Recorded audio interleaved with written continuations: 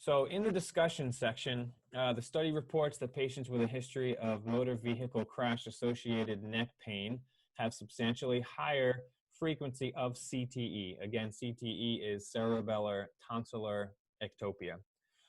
That more than the non-traumatic patients by almost 2 times, and then 4 times when scanned in the recumbent position compared to the non-trauma.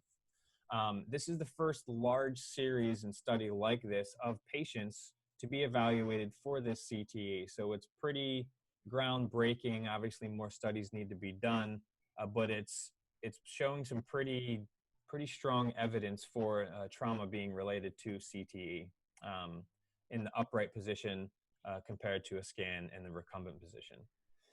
Comparison, so the average level of the tonsils and the frequency of the CTE. Again, obviously, with the trauma groups, it was found to be more. This suggests a reasonable conclusion that the results reflect a degree of gravity-dependent instability in the trauma group. We're going to get into the different mechanisms of how that could be, which I found interesting from reading the study. A potential source of bias or a variable could be that the images were taken at 4 different imaging facilities. So in the research, they want to see what variables could be affecting it. So there were 2 recumbent and 2 upright. That could be a variable. It's been suggested that being in an upright position will cause the tonsils to herniate caudally due to gravity alone. And so this research was trying to figure out if gravity alone was a factor, comparing the non-trauma and the trauma, and we see that there was definitely a difference there. This makes sense from a mechanical and gravitational standpoint. Ideally, all patients would have been scanned recumbent and upright to see the shift with potential change. That could be a future study to look at that as well. These findings bring up a question whether the CTE was present before the trauma and was awakened by the trauma, or if the trauma caused the CTE. Evidence suggests the latter, as the occurrence of the CTE was substantially greater in the trauma group, upright versus recumbent, and then the non-trauma upright versus recumbent group, suggesting instability when gravity is involved. One hypothetical mechanism of lower tonsils in the traumatic group is a dural leak due to trauma. So there's been some past research that has shown lower tonsils after lumbar shunting of CSF in cases of hydrocephalus. There's clinical evidence that whiplash traumas cause dural leaks, especially in the lumbar spine, at the dural sleeves.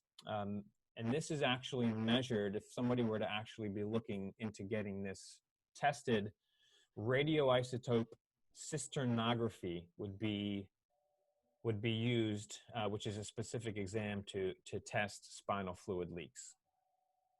The study shows that whether the CTE observed in the trauma group was from crash trauma or pre-existing, the evidence shows CTE is more prevalent in neck pain patients with trauma compared to non-trauma.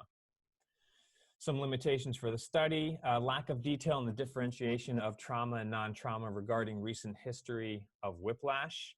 It's reasonable to believe that some of the patients in the non-trauma groups have had a past trauma, but not recent enough to be included in the trauma group, meaning they don't know that the non-trauma group never had a whiplash injury, so that could be a variable in the exam, meaning maybe those patients healed over time, so they're not in the 9% or the 23% showing the instability when in an upright position. Second limitation, a lack of detailed information regarding symptoms of the subject. Symptoms, headaches, and neck pain are similar in the Chiari following head and neck trauma and symptoms following whiplash. So those are similar, they overlap, and so a more detailed exam for those patients would help differentiate as well.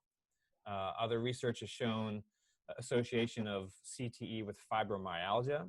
So the current paper may create an appealing hypothesis that links fibromyalgia to whiplash by way of acquired CTE. So there's a lot of overlap, and in research we talk about association doesn't mean causation, things like that. So there's some interesting things to think about there. A future study that would be good, next step would be a study that performed a detailed neurological examination and elicited pre and post injury history of Chiari unique headache symptoms. For example, cough exacerbations, as well as recumbent and upright MRI assessment of CTE.